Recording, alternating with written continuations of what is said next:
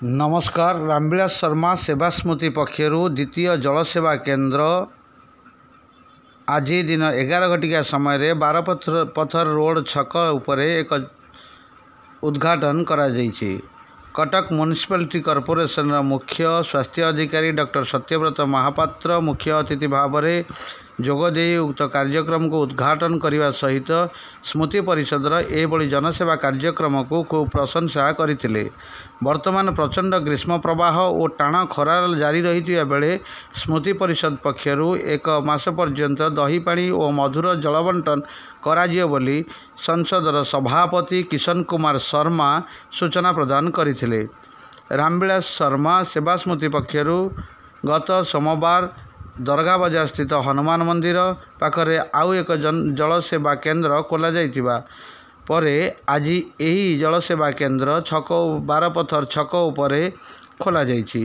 चारि दिगरु लोक जीवा आसिबा करुछंती। एठाकू कटक सहर मुख्य छक होइथिबारु स्मृति परिषदर संपादक मनोज शर्मा एथिरे अत्यंत आनंद प्रकाश करने सहित से कहिछंती जे आगामी दिन में कटकर केतोटी मुख्य छक गुड़िक उपरे आहुरी जलसेवा केन्द्र खोल जिबार व्यवस्था रही, जद्वारा साधारण जनता उक्त जलसेवा केन्द्र रे उपकृत हेबे।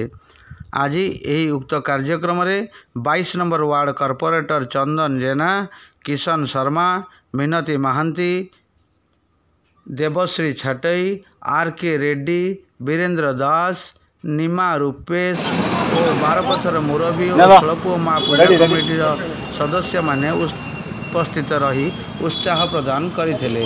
कटक सुकांत महापात्र रिपोर्ट।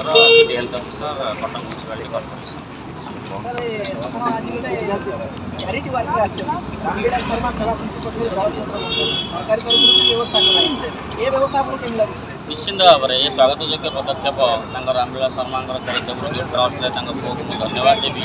ए प्रकार कार्यक्रम से नीड ऑफ दी टाइम यहाँ हूँ टाइम दरकार जिस तेणु आमर कॉर्पोरेशन तरफ खोलाई विभिन्न चैरिटेबल ट्रस्ट खोलुं भर ये जो इनवॉल्वमेंट ये जो जिनस जो जल क्षेत्र में तरफ निश्चिंत भाव में धन्यवाद।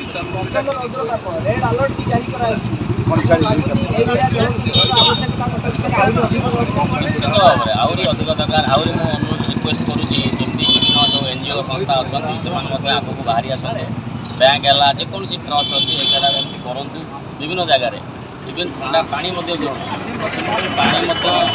प्रयोजन तेणु निश्चित भाव में स्वागत योग्य पदक्षेप।